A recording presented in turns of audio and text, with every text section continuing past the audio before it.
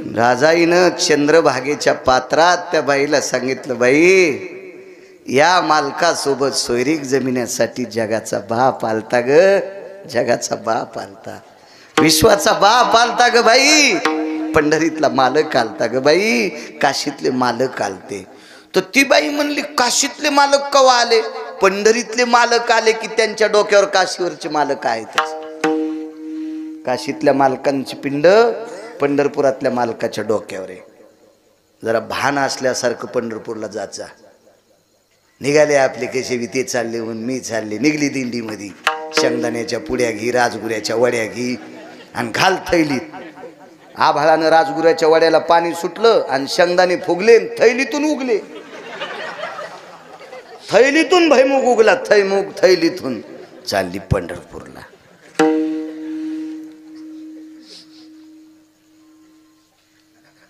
त्याच्यावर दगड टाकल्यावर मुंगळे लय खुश झाले. तुम्ही कुठे धोरणात आहेत? टेम्पो करणं, गाद्या टाकणं, स्वयंपाकाला आचारी, 52 अध्यायाचा ग्रंथ संगच. टेम्पो सगळं चंद्रभागेत जरी पुरलं तरी तुमचा उद्धार आहे का? आणि काय कळन तुम्हाला काशीतला मालक आणि पंढरीतला मालक? दिंडीचा मालक बी म्हणतो, हे मोठे साहेब आहेत, पते खेळणार. ते 2 पंक्ती देतो ना, पंक्ती देतो म्हणून दिंडीवरचा मालक सुद्धा चोंभाळायला. या मालका सगळं चंद्रभागेत पुरलं तरी मोक्ष नाही. महाराज, गुन्हा करणाऱ्यापेक्षा गुन्हा करणाऱ्याला आपल्यात घेणारा 1 नंबरचा पापी असतो. 1 नंबरचा पापी असतो, 1 नंबरचा. पैसे कोणी देईल? माझसारखा ढवळ्या कपड्यावाल्याकडे जर गेला निधी मागितला तर 50 कोटीचा निधी कुक्कुटपालन टाकायला मला एखादा मंत्री देईल. तुम्ही पाया पडताल का माझ्या? देऊ शकणार नाहीत ते मला. 50 कोटीचा निधी दिगंबर बाबा एखादा मंत्री देईन मला कुक्कुटपालन टाकायला. करावा मी तो धंदा? नाही. कसे पाया पडताल तुम्ही? कशाचे हरी घालताल? कधी कसे रामकृष्ण हरी म्हणताल? नाही. नियम आहेत, नियम आहेत, नियम आहेत. महाराज, पैसे भेटतेत म्हणजे काही नाही करायचं. आजही 2% हरामखोरी इतके पैशावाले येतं. ते म्हणले, महाराज कीर्तन झकास करा, काही दिवसाला घुंगर बांधतील आम्हाला, त्याच्या बायकाच्या साड्या देऊन नाशितील. म्हणजे ते करायचं का आम्ही?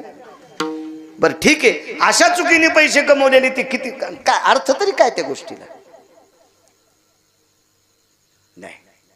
आचरणाच्या चौकटीत जो असतो तो मोठा असतो. चला, विश्वाचा मालक आमचं लग्न जमवण्यासाठी आलेला आहे. महाराज पुढचे ऐकायलाच तयार नाही, ऐकायलाच तयार नाही, ऐकायलाच तयार नाही. काय करायचं? सोयरी केली येऊन झोपड्यात राहतात. काय करायचं? सोयरी केली येऊन झोपड्यात राहतात ना. केली देवानं सोयरीक, मग काय झालं? झोपड्यात राहतात. गुरुजी पुढचं वाक्य ऐकता का राजाबाईचं? राजाबाईनं सांगितलं, बाई परवाच्या दिवशी तुझी हवेली पेटली, तर हवेली पेटल्यावर नुसत्या धुरानं तुझे सासरे बुवा जात राहिले. हवेलीचा धूर निघला. बरमाटी सागाची हवेली होती. बरमाटी साग, जितकी चकाकी आणतान आरशाचं काम नाही, त्याच्यात पाहिलं की तोंड दिसतंय. अशा सागाची हवेली 3 मजली. ती पेटल्याच्या नंतर धुरानं सासरा मेला. सासू सुद्धा मेली. बाई तुला राग येऊ देऊ नको ग, हे बाई तुला राग येऊ देऊ नको ग बाई. बाई तुझी कन्या पण मृत्यू पावली. टपा टपा चंद्रभागेच्या पात्रात तिच्या डोळ्यातल्या पाण्याची भर पडत होती. हो ग बाई, माझे मामा गेले म्हणजे सासरे गेले, सासूबाई गेल्या, माझी कन्या गेली. राजाबाईनं सांगितलं, बाई तुझ्या दुःखावर जखमेवर मीठ टाकायचं मी काम करत नाही. मी तुला याच्याकरता सांगते, मी माझ्यासारखी त्रिभुवनात पुण्यवान कोणी नाही की जिला नामदेवरायासारखा पती आहे. ऐका, मी झोपड्यात राहते, पण माझं झोपडं पेटून दिल्यावर आमच्या 14-15 लोकातलं 1 सुद्धा मृत्यू पावलं नाही. झोपडं पेटल्या 20 तुकडं पडत असतोय खाली खाली, खानाही पडला. राजाबाईनं सांगितलं, बाई जगाचा बाप घालून सुदर्शन धरीत होता ग, आणि त्या सुदर्शनावर पडलेला झोपड्यातला अग्नी बाजूला जात होता. काय करते हवेलीत राहून ग, झोपड्यात राहते ग, पण एकही माणूस पेटला नाही. मी इतकी पुण्यवान आहे. लोक वेड्यात काढीत असतात, वेड्यात काढतात. हल्ली काय झालं माहितीये का, आज खेड्यातली बाई जर शहरात हिंगोली सारख्या ठिकाणी, परभणी सारख्या ठिकाणी, संभाजीनगर सारख्या ठिकाणी राहायला गेली आणि ती खेड्यातल्या बायकांसारखी पदर घ्याली की ते आसड सोडणाऱ्या बायका असतात का. आसूड कळतो का तुम्हाला? शेतकरी खांद्यावर आसूड सोडितो ना, आसूड आसूड आसूड चाबूक आसूड, हा ते असं सोडिते ना. तर त्या अशा पदर सोडणाऱ्या बायका, पदर घेणाऱ्या बायकाला हसत येत. काय येटणी, काय खेड्यातले वळणे. आणि तो शहरात जाऊन हे दिवे लावलेस का? हा, खांद्यावर पदर काय मोहळ हुलवायचं का त्या पदरानं असं?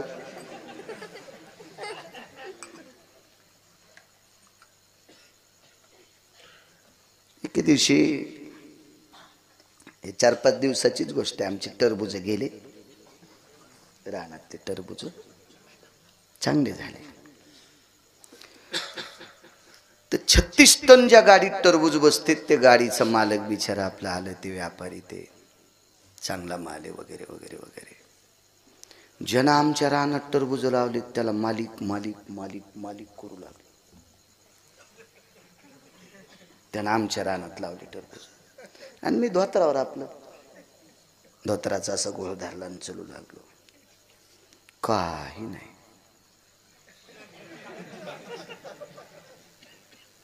मी जवळ गेलो, असं पाहिलं आणि त्याला विचारलं, अरे गाडीचं, एमटी गाडीचं वजन केलं का रे? हो म्हणले, केलं. केलं म्हणले महाराज.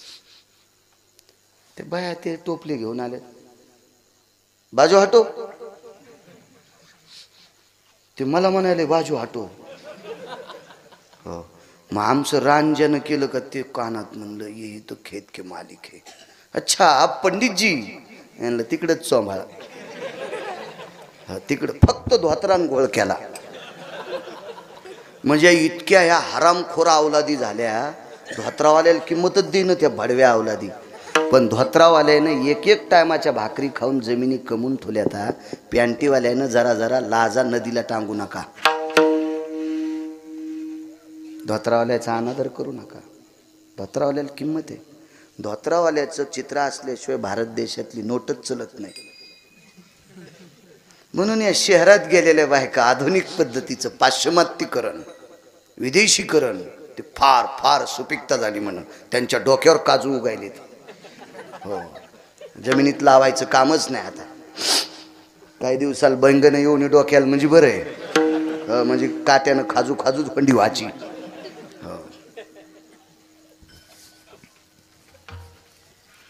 भारत देशाच्या न्यायाप्रमाणे, महाराष्ट्राच्या न्यायाप्रमाणे त्या पद्धतीनं राहणाऱ्या लोकांना ही काल परवाची वेड्यात काढतात, वेड्यात. पण नाहीत, हीच माणसं अधिकारी आहेत. कधी बी लक्षात ठेवा, जुनं ते सोनं आहे, येईल जुन्यावर काळ. थोडंसं थांबा. लवून चोपून पदर घेणाऱ्या बाईचे केस पिठल्यात पडतच नसते. पिठल्यात, चपातीत, भाकरीत केस कोण्या बाईचे निघते? जिच्या डोक्यावर पदर नाही तिचे. कव्हा दातळ पुढंच, आरशा पुढंच. हो, चपाती तुटता तुटन तरी ते बैल म्हणला, महाराज तिला राहाचाच लय नाद आहे. ते 2 पायाचा बैल तरी म्हणला तिला राहाचाच लय नाद आहे. म्हणलं वा वा, सिनेमात पाठवा. इकडे नका दिवे लावायला ठेवू. हाय ते इजित्यान विठाला विठाला. विदेशीकरण फार सगळं थोडं डोक्यावर घेतलं. हे विकासाचं लक्षण नाही, हे प्रगतीचं लक्षण नाही, हे नाविन्याचं लक्षण नाही, हे अधोगतीचं लक्षण आहे. ह्याच गोष्टी जर मोठी अनुकरण करत राहिले तर उद्याचे आपले नातू पण तू काय करतील, हे किती टक्के कपडे घालतील याची सुद्धा भीती वाटेल. उद्या भीती वाटेल, हे कशा पद्धतीचे कपडे घालतील. चला,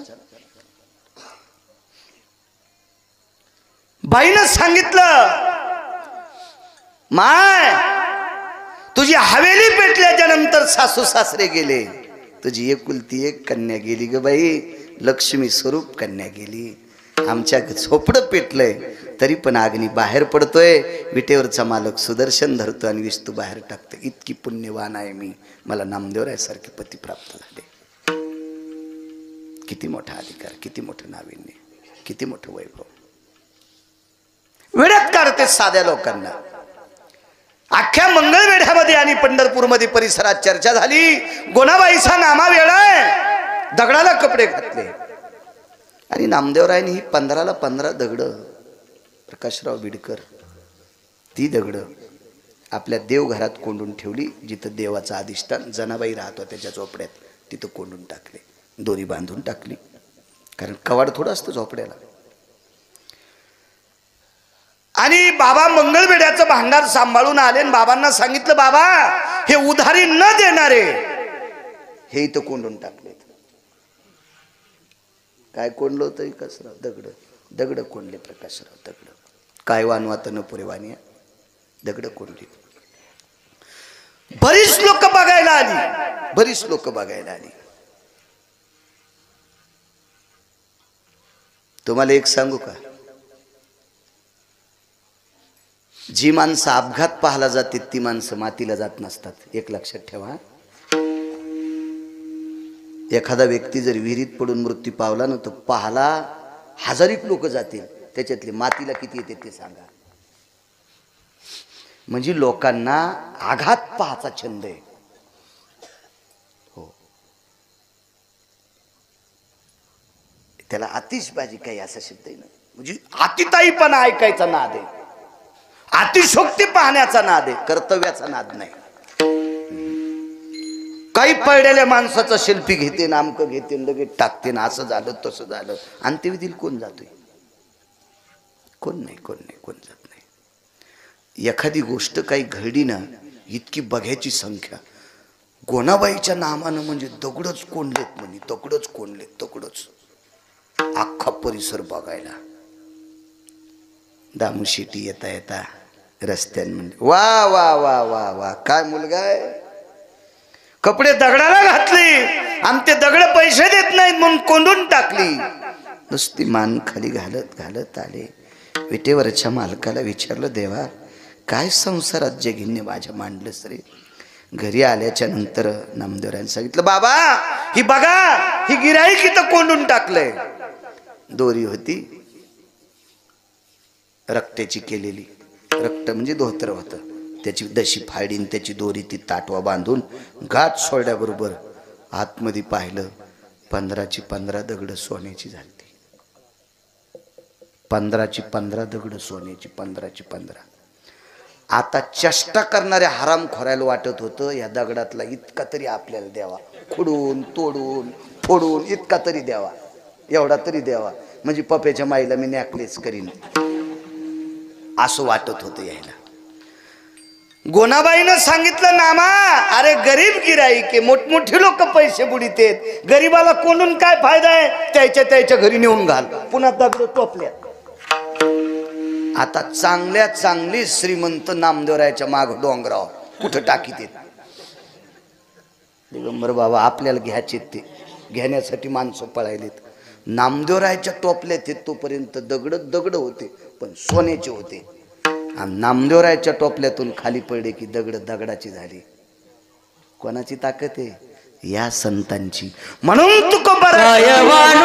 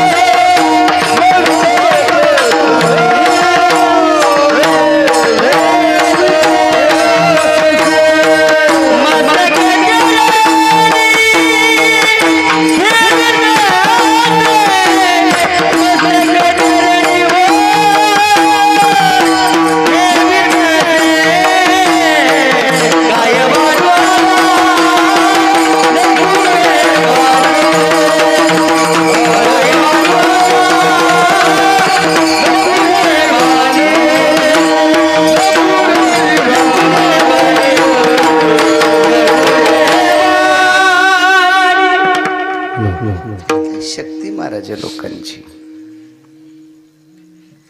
भगवान शिवजींचं अधिष्ठान आहे. एकदा माझ्या मर्यादा पुरुषोत्तम प्रभू रामचंद्रांनी एका लिंगाची स्थापना केली.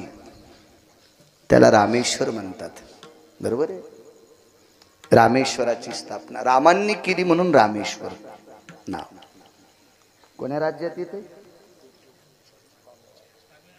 तामिळनाडूमध्ये. हो हो. निदान आपले देव संत कोण्या राज्यात हे लक्षात ठेवा. हिरोण्या लेट होतात, नट लेट होतात, ते काय वाईट नसतं बिचारे.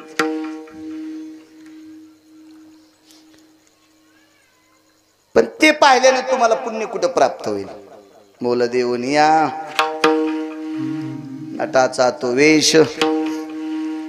कधी कधी संत आपले देव कुठं काय उद्या भविष्यात आपल्याला माहित असलं तर आपल्या लेकरांना नातवांना आपण सांगू.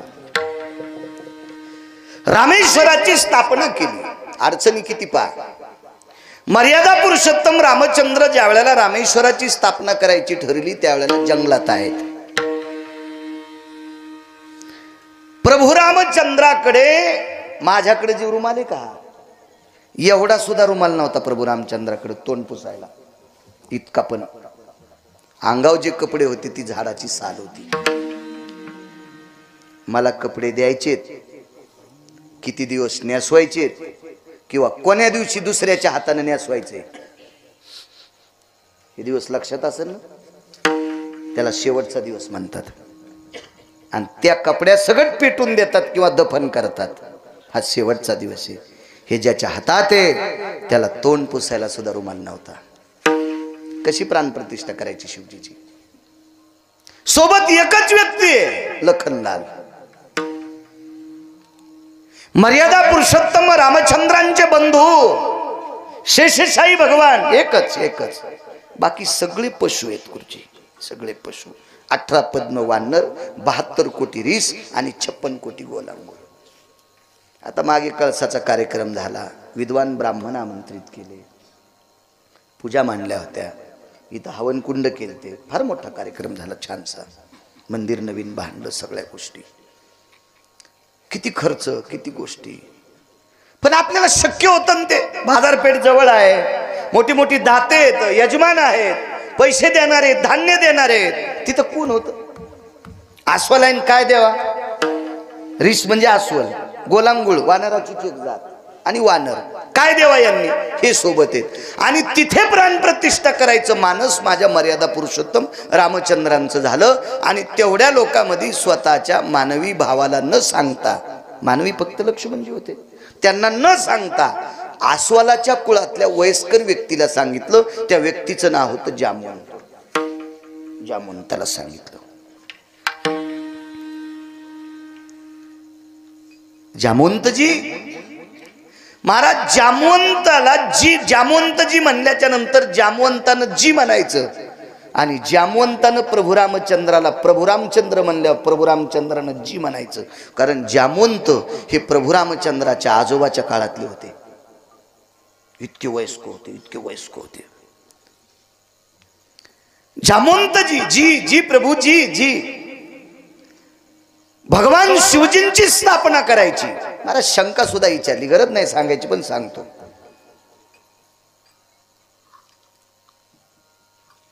स्वयंपाक करताना बाईनं भाकर भाजता भाजता, चुलीवर भाकरी पाचता पाचता तंबाखूला चुना लावण्यापेक्षा लसूण सोलला तर बरं होईल.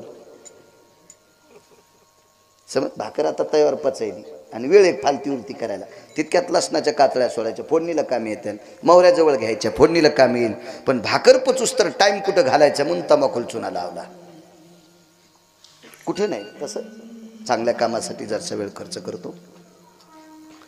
विचारलं, मर्यादा पुरुषोत्तम रामचंद्रांनी प्रभू रामचंद्रांची आपल्या भगवान शिवजीची स्थापना का केली? त्याचं कारण होतं महाराज, रावण हा प्रचंड विद्वान आहे, रावण हा प्रचंड शक्तिशाली आहे, रावण हा प्रचंड श्रीमंत आहे. बस झाल्या 3 व्याख्या. विद्वान आहे, शक्तिशाली आहे आणि श्रीमंत आहे. या तीन गोष्टी ज्या वेळेला एकत्रित येतात का, बळेविना शक्ती बोलून, बळेविना शक्ती बोलून,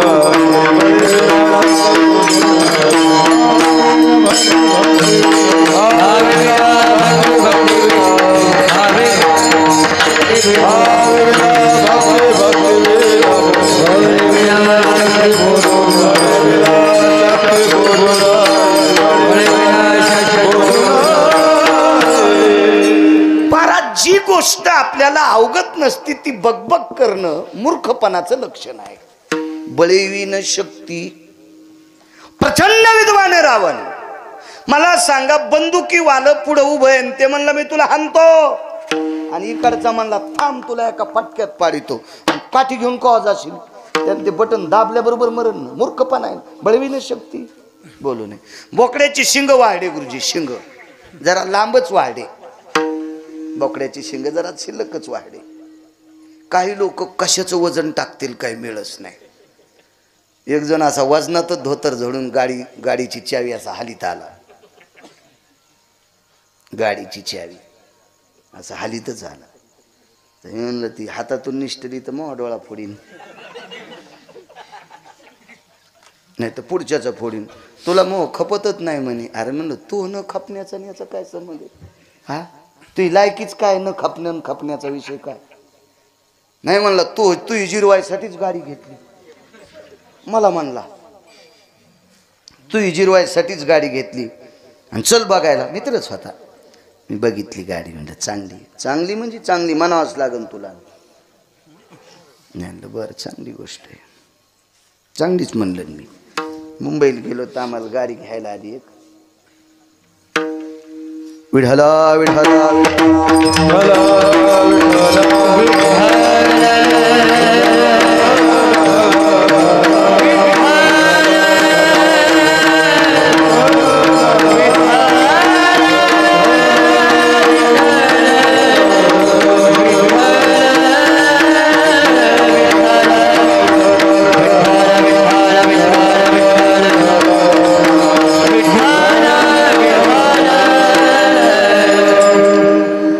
मंडप सोना सोना वाटत होता आज.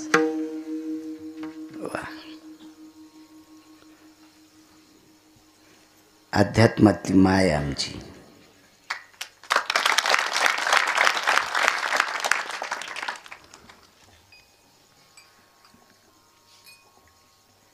गाडी आणली, वजन कशाचं बी आणायचं नाही.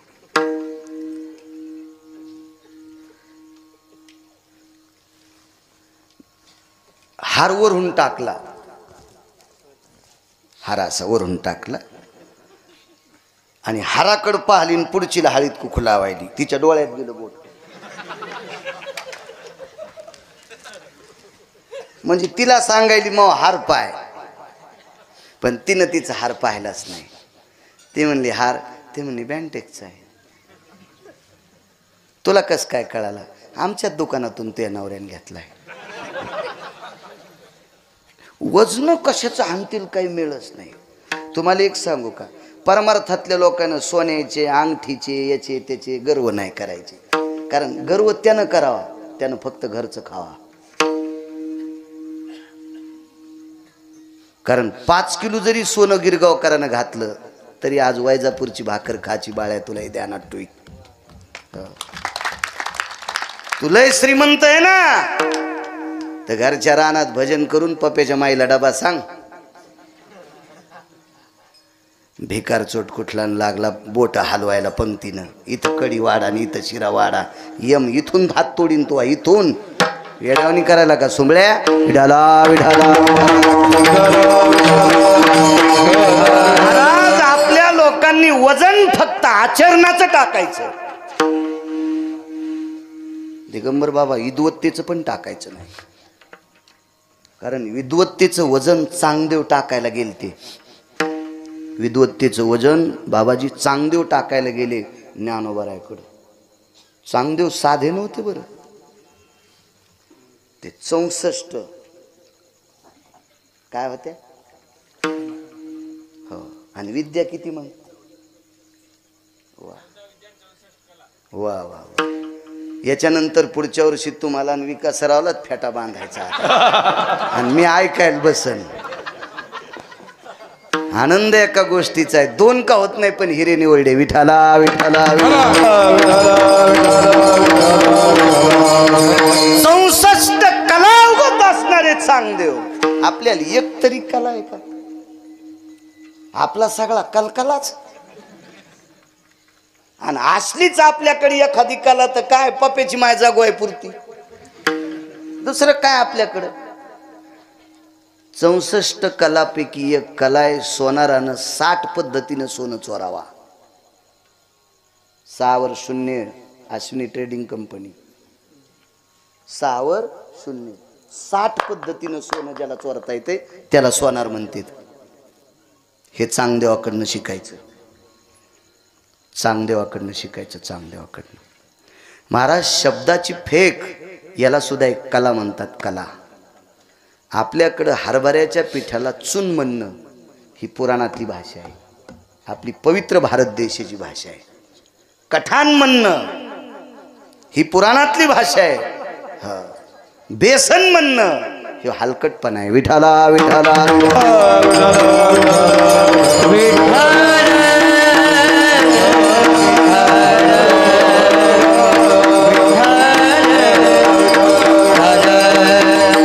वजन हाणायचा नाद नको हाणू, वजन नको. बस आम्ही गेलो कल्याणला. कल्याण म्हणजे मुंबईच्या अलीकडे ना, कल्याण ठाणे. तिथं उतरलो.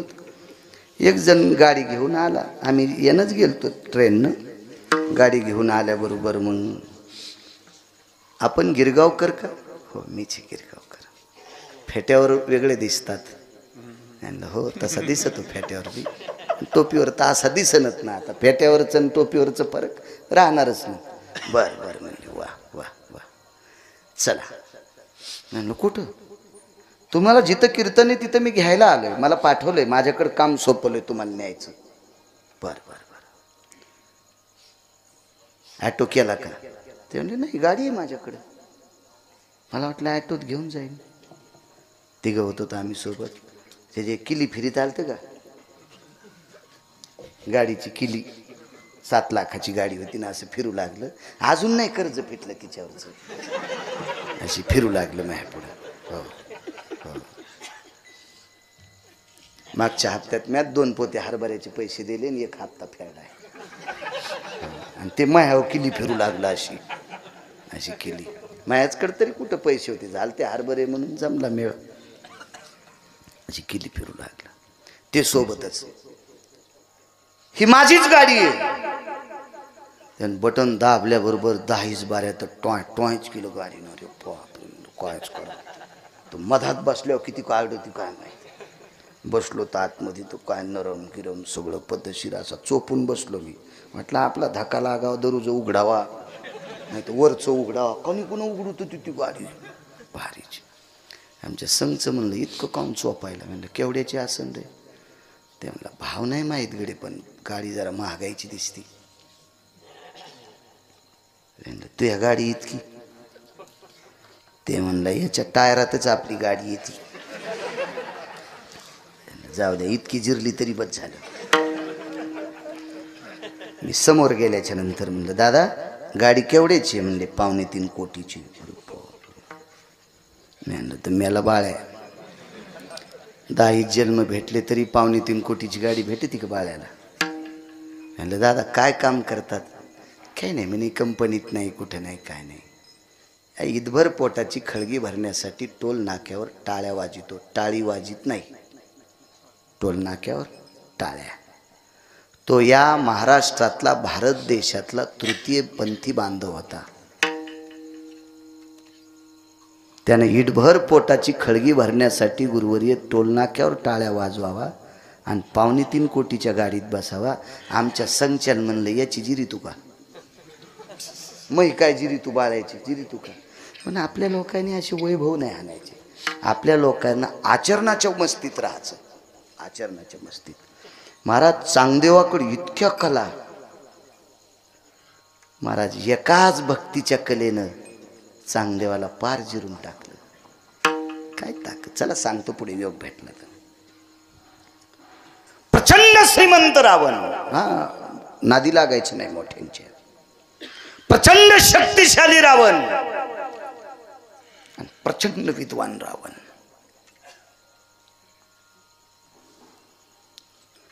आणि त्या रावणावर भगवान शिवजींची कृपा होती.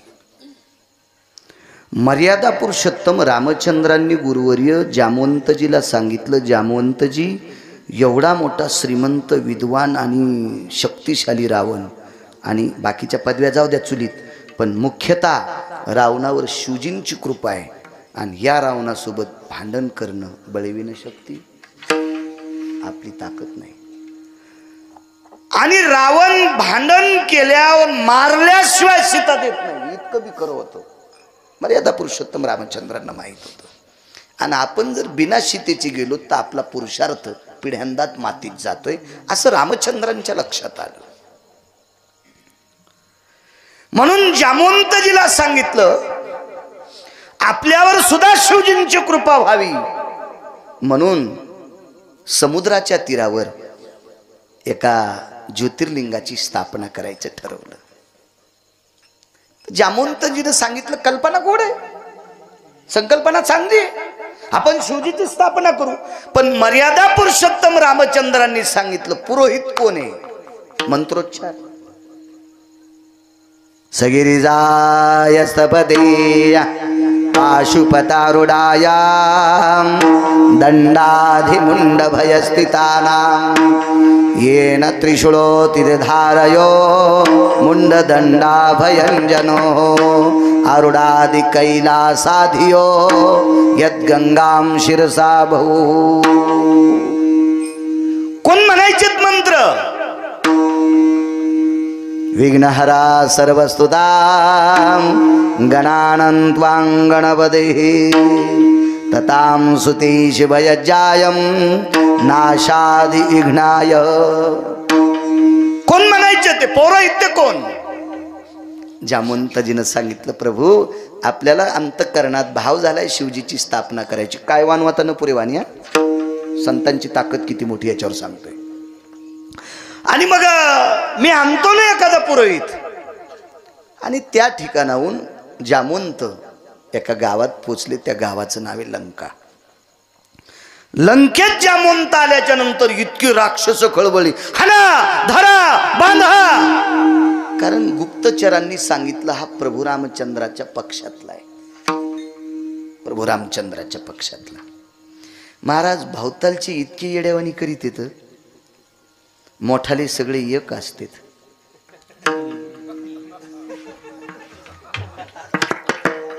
आता दिल्लीचं तुम्हाला एक माहिती आहे का? आता संमेलन झालं दिल्लीचं, आता सध्या काल परवा मराठी संमेलन.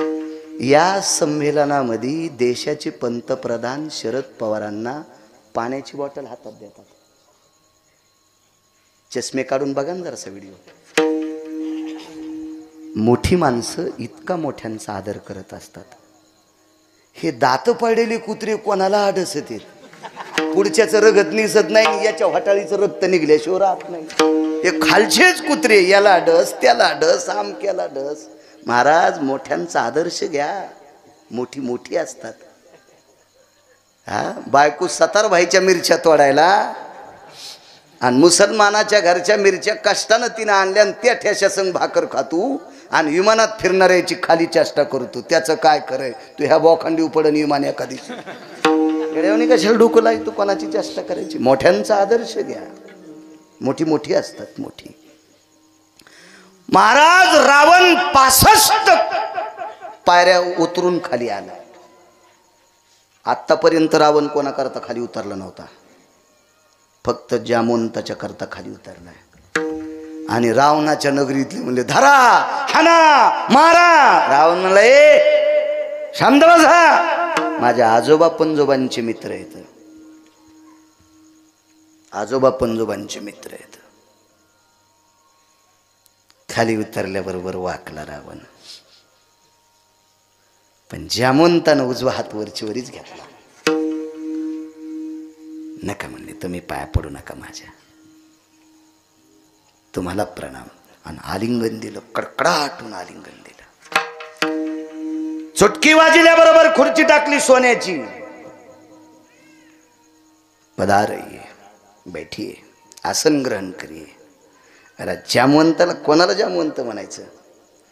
जामवंत सोन्याच्या खुर्चीवर बसलेत नाही गुरुवर्य.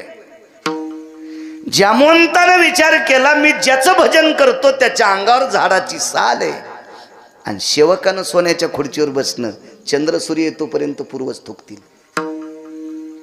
मोठ्यांचा आदर्श असा असतो.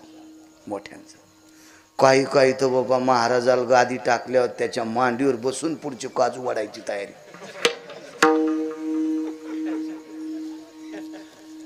कायच काम बाबा.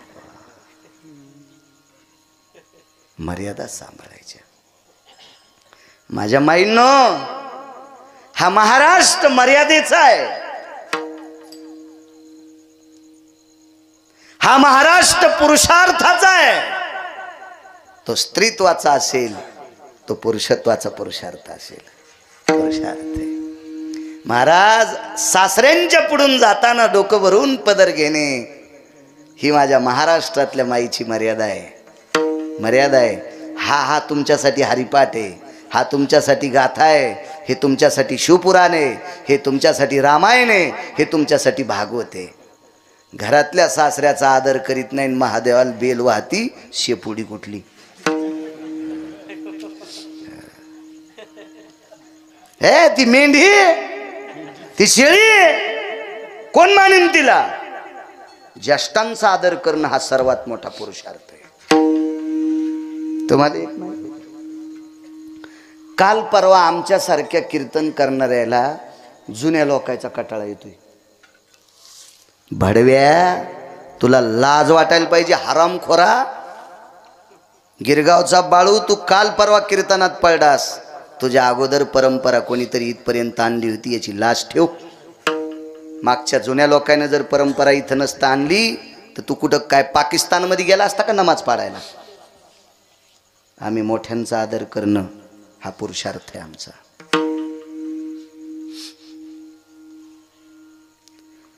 आणि आम्हाला भारीच्या गाड्या भेटत्यात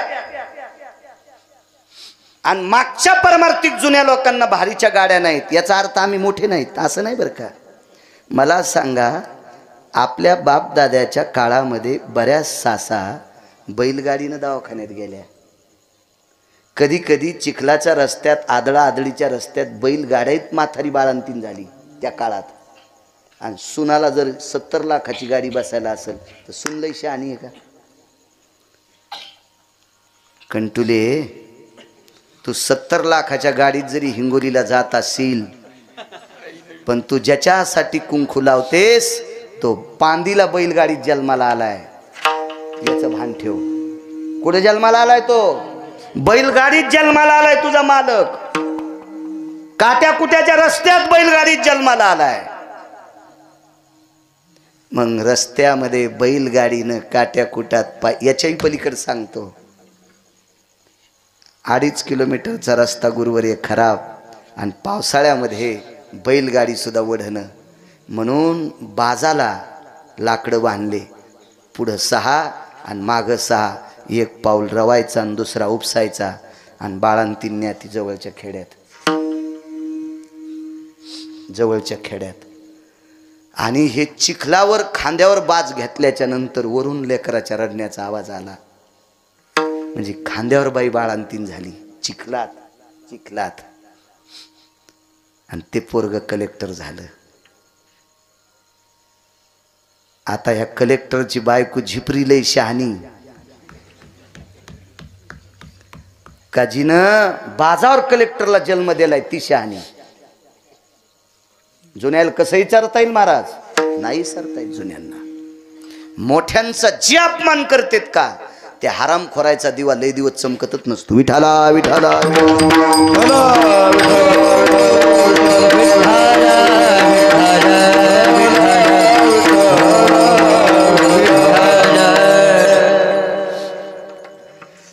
प्रचंड विद्वान रावण आपल्या आजोबा पंजोबांचे मित्र आहेत. आलिंगनच दिलं गुरुवारी, दर्शन घ्यायच्यासाठी वाकला. जामवंताला बसायला खुर्ची टाकली पण बसले नाही, नको म्हटले. काय सेवा करू? एकच काम आहे, भगवान शिवजीची स्थापना करायची.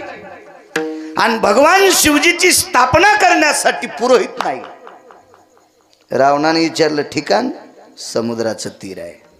रावण म्हणलं समुद्राच्या तीरावर आमच्या गावाच्या जवळ रामेश्वरान भगवान शिवजींची स्थापना करायची आणि माझ्यासारखं पुरोहित असताना तुम्ही नाही म्हणता? जामवंतजी तुम्हाला काही लक्षात ठेवा ना, मी आहे ना, तुमच्या मित्राचा नातू आहे ना, मी तुमच्या मित्राचा पंतू आहे ना, मी मला येतं ना पौरोहित्य, मी ब्राह्मण आहे ना, माझं नाव विसरलात का? रावण प्रेमानं इतके शब्द बोलत होता. जामवंतजीच्या डोळ्यातून पाणी आलं. लंकेश, तुमच्यासारखं पौरोहित्य कोणाला येणारे राजे हो, पण अडचण एका गोष्टीची आहे, स्थापना शिवजींची आहे पण यजमान मर्यादा पुरुषोत्तम रामचंद्र आहेत. आता रावणाचं तोंड पडलं खाली. रावण म्हणलं आगाऊच काम झालं, आपला विरोधक यजमान, पण पूजा शिवजींची आहे आणि यजमान विरोधक रामचंद्र आहेत. महाराज, मोठी माणसं मोठी असतात.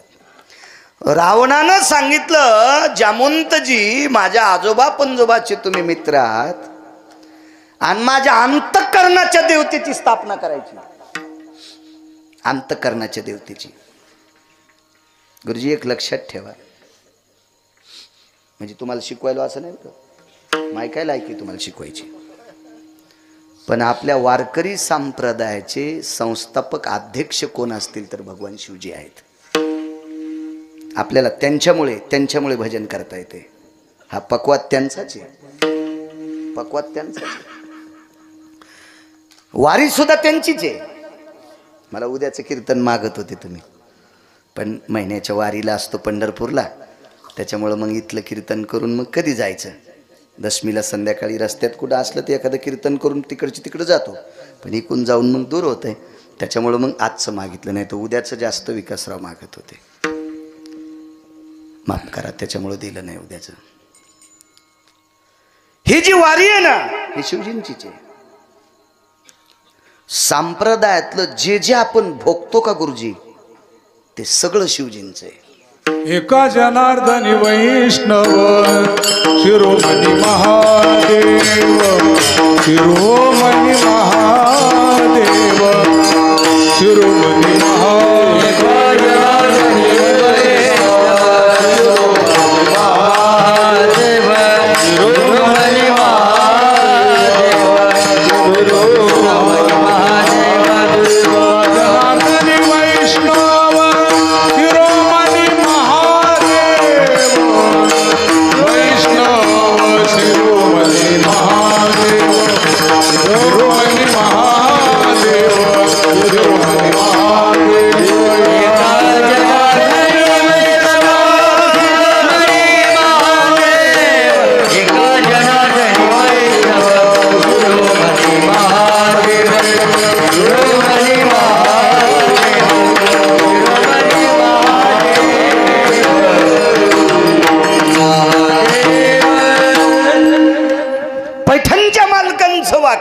शिरोमणी महादेव.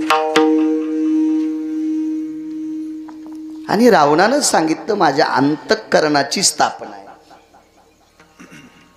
यजमान कोणी असला तरी हरकत नाही, पण पौरोहित्य मी करणार. दुसरा प्रश्न पडला, लंकेश पूजेचं साहित्य काय लागेल? आता मागच्या वेळेस जे कार्यक्रम केला इथल्या लोकांना माहीत झाला असेल, खारका किती, वाट्या किती, सुपाऱ्या किती, बदाम किती. बाबा, आपणही वरी रामचंद्राची स्थापना केली मागे लॉकडाऊनमध्ये. मी आलतो त्या कीर्तनाला. लॉकडाऊनमध्ये पहिलं कीर्तन हिंगोली जिल्ह्यात बाबांच्या तिथं झालं, पहिलं कीर्तन. तिथं यज्ञ हवन विधी आदी करून सगळं काय होतं, सामुग्री तर लागणारच नाही. जामवंतजीने रावणाला विचारलं, लंकेश सामुग्री काय? मोठी माणसं किती मोठी असतात आता लक्षात घ्या. रावणाच्या विद्वत्तेला कस लावा. रावणानं सांगितलं, गुरुवर्य जामवंतजी, आजोबा पंजोबाचे मित्र आहेत प्रकाशराव. गुरुवर्य जामवंतजी, ज्याचा यजमान जंगलात आहे, ज्याचा यजमान वनवासात आहे, ज्याचा यजमान पराधीन आहे त्याच्या पुरोहितानं सामुग्री न्यायची. काय विद्वत्ता असेल हो. प्रभू रामचंद्र जगाचा बाप आहे, वनवासात. प्रभू रामचंद्र विश्वाचा बाप आहे, वनवासात आहे. आणि दिगंबर दादा पराधीन आहेत. रामचंद्र काय पराधीन. कुठलं पराधीनत्व? कारण पितृ आज्ञे करता वनवास होता. महाराज शोकानं जर वनवास असता तर वल्कल्ले फेकून दिले असते, अविद्येत गेले असते आणि सामुग्री आणली असती. पण वापस जाता येत होतं का? पराधीन. म्हणून एक अभंग जरी नसेल तरी एक वाक्य, पराधीन आहे जगती दोष ना कुणाचा. गोड वाटलं वाक्य आहे का नाही? चला अभंगात जरी नसेल तरी पण गाण्यापेक्षा बरं,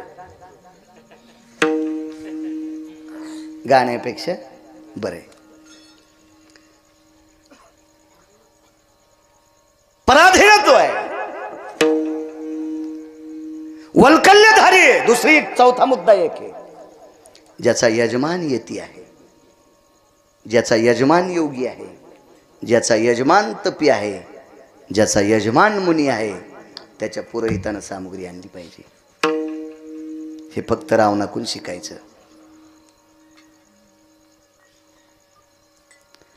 प्रधान सामुग्री तयार.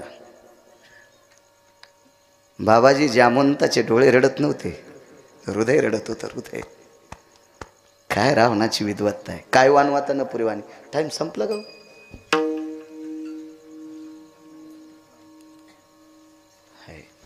9 मिनिटं बाकी आहेत.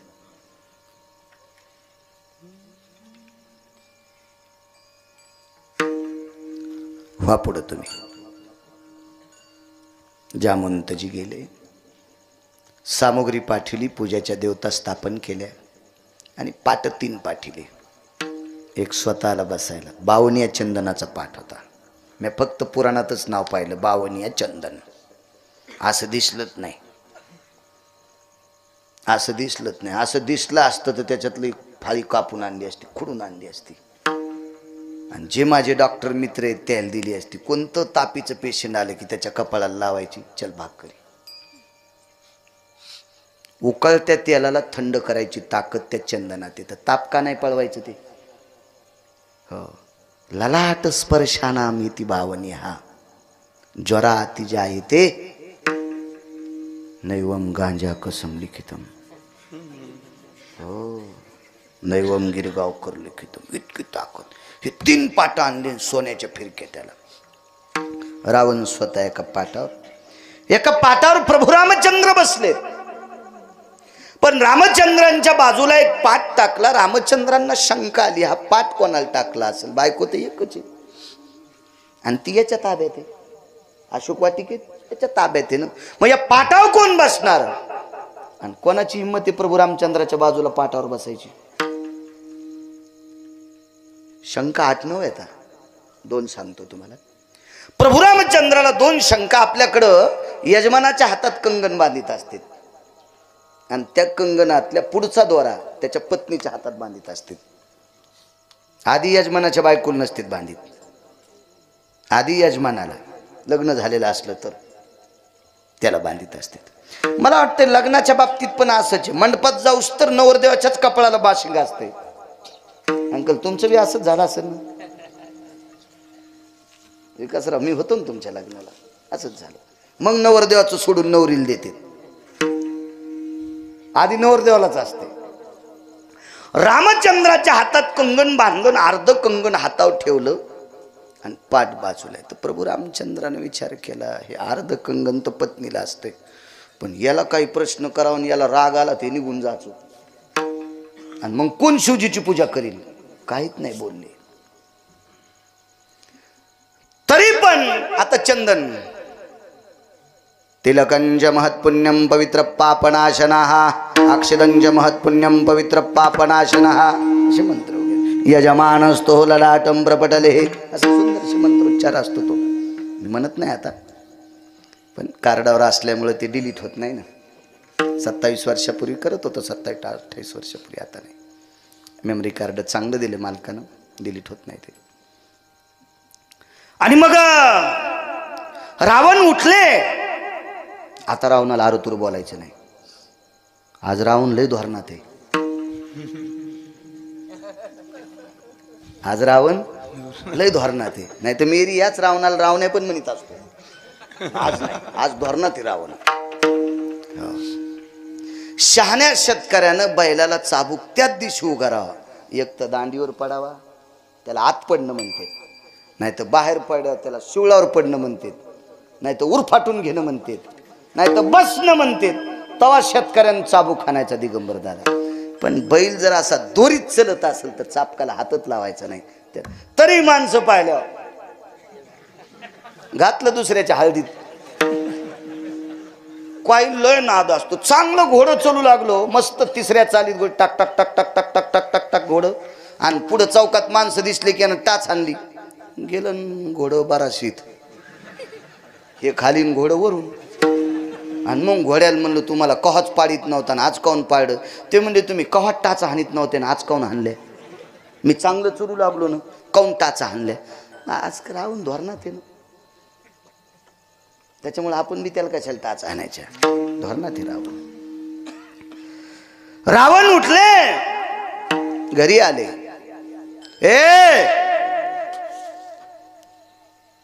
असं पण नाही म्हणलं, नुसतं पाहिल्याबरोबर वाकत वाकत एक पत्नी आली. काय तुम्ही 6 जणी विमानात बसा, अशोक वाटिकेत विमान घ्या. मंदोदरी ओघळता मंदोदरीला सोबत घेतलं नाही. रावणानं 6 पत्न्या विमानात बसल्या. काय वान आता सांगतोय. काय वान विमानात बसल्या. रावण एका विमानात आहे. अशोक वाटिकेत विमान आलंय. पुन्हा एकदा सांगतो रावण आज धोरणात आहे. बाबाजी रावणानं सीतेकडे पाहिलं नाही, मान खाली घातली. कारण आज यजमानाची पत्नी आहे सीता. यजमानाची पत्नी, काय आदर आहे महाराज. मान खाली घातली. आणि पत्नीला रस्त्यानं सांगितलं होतं घरून निघतानाच असं असं सांगा. रावणाच्या 6च्या 6 पत्न्या विमानातनं खाली उतरल्या आणि सांगितलं सीते तुझे प्राणनाथ प्राणवल्लभ, तुझ्या ललाटीचे मालक, तुझे पती परमेश्वर मर्यादा पुरुषोत्तम रामचंद्र, काही अंतरावर भगवान शिवजीची स्थापना आहे आणि तिथे पूजा चालू आहे. पौरोहित्य करण्यासाठी आमचे मालक आहेत आणि लग्न झालेले एकट्यानं पूजाला बसू नये याच्याकरता तुला न्यावं लागतंय. तुला विमानात बसायचंय. आणि 6 बायकांसोबत 7वी स्त्री सीता विमानात बसल्या. रावण रावणात स्वतःच्या विमानात आहे. रावणाचं विमान त्या तीरावर अगोदर पोचलं. खाली उतरले रावण. आपल्या पाटावर बसले. आवाज दिला, ए आणा ग. 1 आणि 6 जणीनं सीतेला पाटावर बसिलं. राहिला प्रश्न कोणी कोण बसिलं. बसू द्या कोणी कोण, डावीकून किंवा उजवीकून. काही माणसं लय नाकान वांगे सोलणार. हा बायको इकून असावी. अरे तू काल परमार्थात आला सुंबळ्या. तू आता जवळून गेला तर ढवळ्या कोंबड्यासारखा वास आला तू ह्या अंगाचा. तो दात पडल्यावर चावणं गेल्यावर माळ घातलीस तू आम्हाला शिकितोय. काय कोणाला महाराज पहिल्यासारखे राहिलेत नाही. काय शेपटी आल्यात का त्याला. तू तरी कुठं पहिल्यासारखा आहेस. तू आता धोरणात आलास. सगळं वाजले.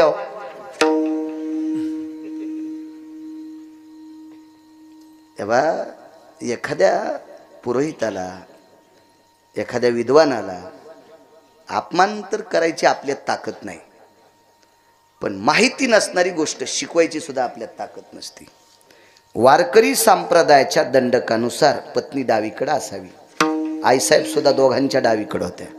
अर्धांगी पार्वती डावीकडनं, वामांगी रखुमाई डावीकडनं.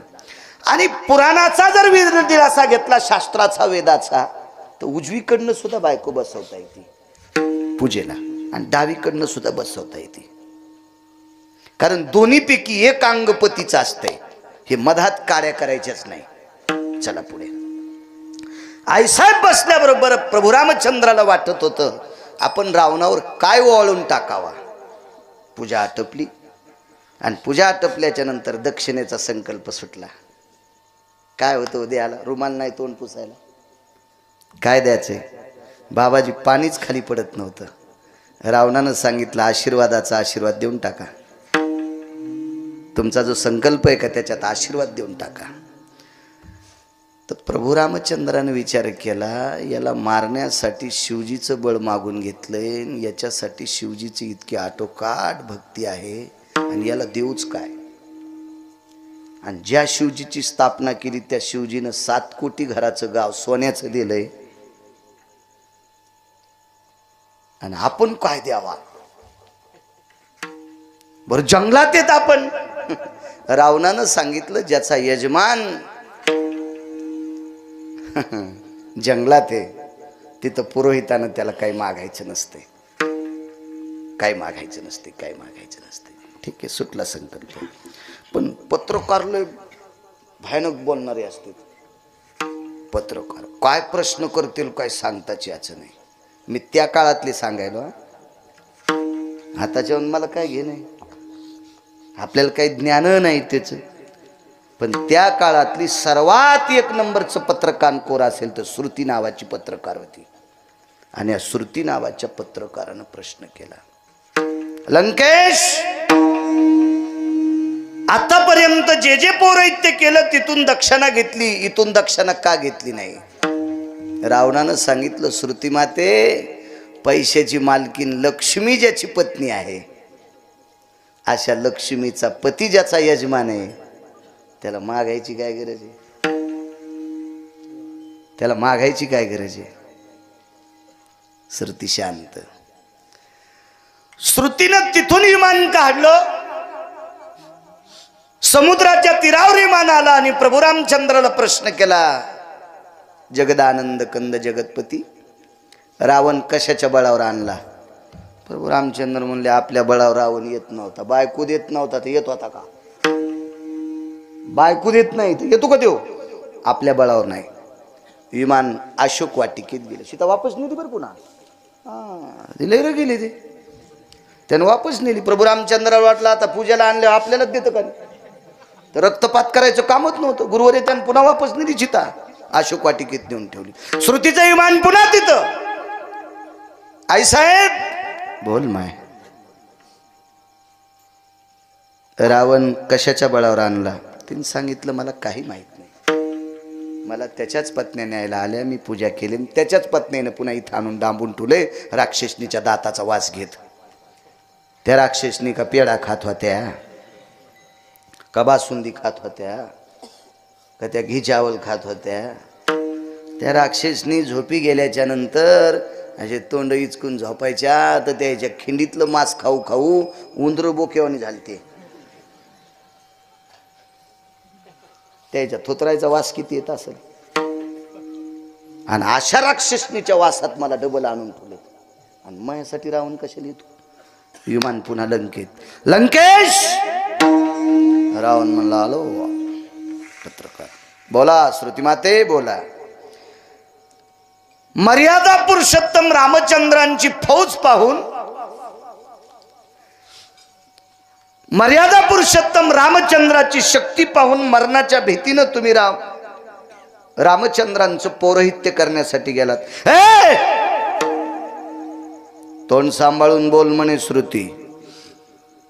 जीव गेला तरी हरकत नाही, पण रामाला भेट नाही. रगिल होत ते, रामा करता गेलो नाही. दुसरा प्रश्न केला जयस्वाल. लंकेश, 80,000 पत्नी आहेत तुम्हाला, पण सीतेच्या सौंदर्याचा मोह सुटलेला दिसत नाही.